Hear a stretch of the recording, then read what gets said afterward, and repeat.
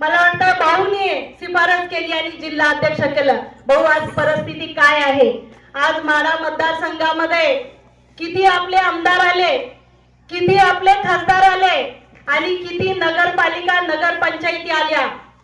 आज ही पुनरावृत्ती होऊ नये म्हणून आज आम्ही सर्वांनी पत्रकार परिषद घेऊन याच्यावरती चिंतन आपण करण्याची गरज आहे की आपल्याला हेच जर जिल्हा परिषद पंचायती समितीमध्ये जर आपल्याला अशीच परिस्थिती होत असेल तर तातडीने आणि ताबडतोब मला वाटतं आपण सुज्ञ आणि शहाणे असाल तर या जिल्हाध्यक्ष पदाचा राजीनामा देऊन कोणालाही इथं जो तळागाळातला आणि कार्यकर्त्यापर्यंत जाईल, ज्याचं जनमानसात त्याचा चेहरा असेल अशा व्यक्तीला पक्षश्रेष्ठीने जिल्हाध्यक्ष पद द्यावं.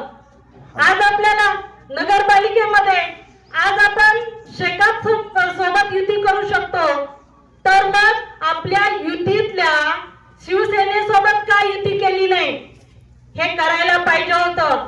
हे जर केलं असतं तर आज आपल्याला ही परिस्थिती ओढवली नसती, आमच्यासारख्या लोकांना मान खाली घालायची वेळ आली नसती. आज आम्हाला हे पाहत असताना, हा विजय झालेला असताना आज आमची परिस्थिती काय होत आहे, हे कोणामुळे आणि कशामुळे? जर तुम्ही, मी मला वाटतंय 2016 ते 19 मला जेव्हा इथं भारतीय जनता पार्टीला काम करण्यासाठी पाठवलं तेव्हा कुठेही तुम्ही कुठल्याही खेड्यागावामध्ये वाडी वस्तीमध्ये जावा, प्रत्येकाच्या घरामध्ये प्रत्येकाच्या चुलीपाशी जाऊन मी काम केलं.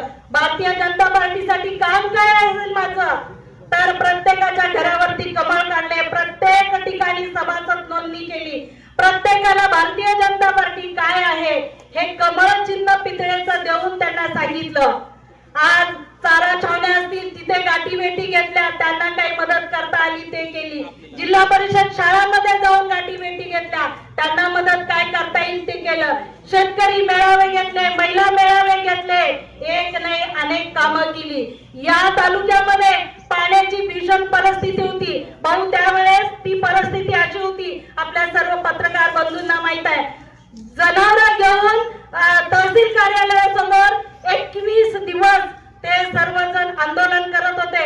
ते आंदोलन कसं सोडवलं? रात्री 3 वाजता जलसंपदा मंत्र्यांची भेट घेतली माझ्यासोबत, काही तालुक्यातली सुद्धा मंडळी होती आणि 3 वाजता त्यांनी अधिकाऱ्यांना फोन केले आणि दुसऱ्या दिवशी पाणी सुटलं, तेव्हा तिथं जनावरांचं आंदोलन सुटलं. हे काम करावं लागतं.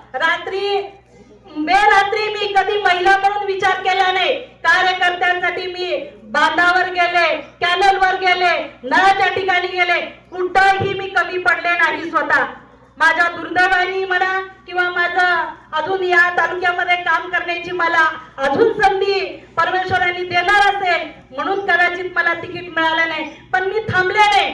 2019 ला जेव्हा हे इलेक्शन झालं आणि त्याच्यानंतर कोविड आला, कोविडच्या काळामध्ये सुद्धा मी तालुक्यामध्ये कमी पडले नाही. जिथं जिथं मला सुरक्षा किट देता येत असेल, जिथं जिथं मदत करता येत असेल ती केलीच मी.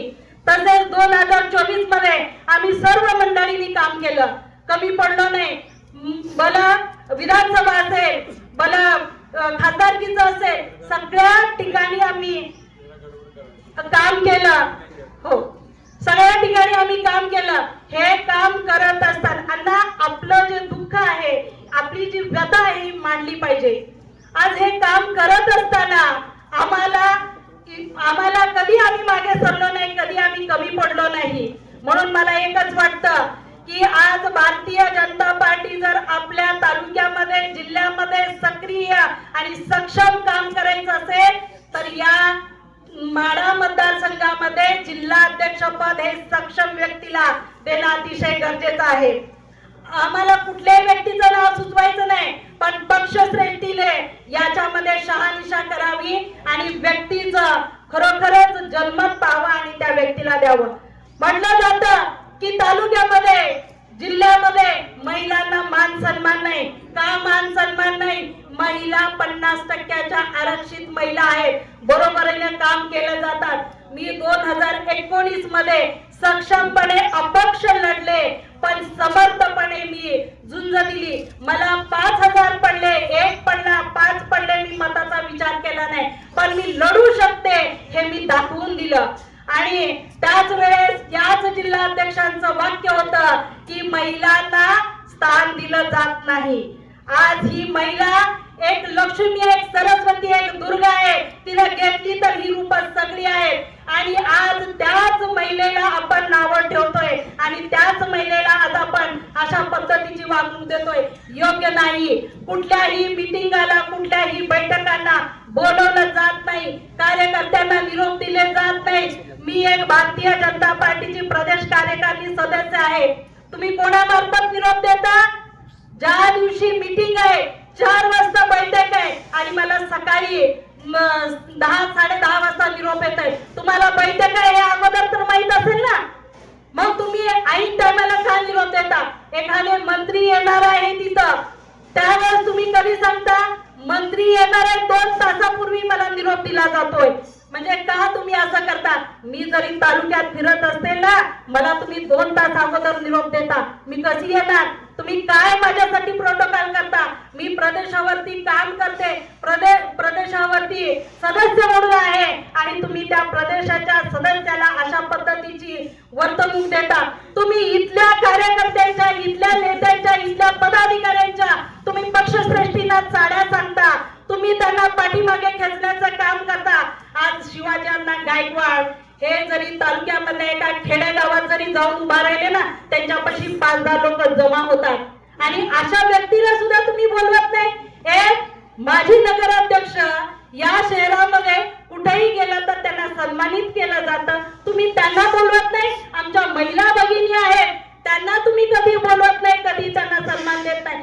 महिलांमध्ये या शहरामध्ये, या तालुक्यामध्ये किती पदाधिकारी आहेत सांगा मला, आणि किती पदाधिकाऱ्यांना तुम्ही बोलवताय तेही तुम्ही मला सांगा.